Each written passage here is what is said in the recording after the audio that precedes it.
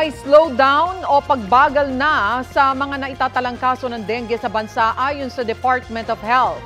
Batay sa datos ng kagawaran, 15,134 ang naitalang kaso mula January 19 hanggang February 15. Mababa yan ng 5% kumpara sa 15,904 cases noong January 5 hanggang 18.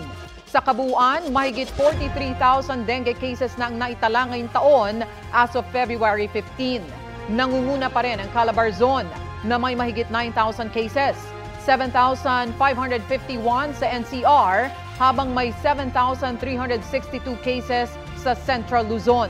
Ayon sa DOH, malaking tulong sa pagbaba ng mga kaso ang pakikiisa ng publiko sa paglilinis, pagsira sa mga pinamumugaran ng mga lamok at pagsasagawa ng misting o fogging.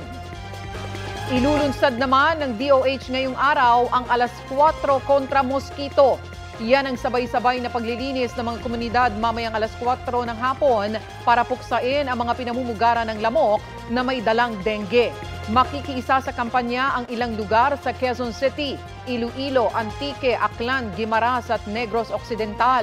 Gayun din sa Davao, South Cotabato, Sultan Kudarat, Lanao del Norte, Zamboanga del Sur, Misamis Oriental, Misamis Occidental, Sarangani at General Santos City.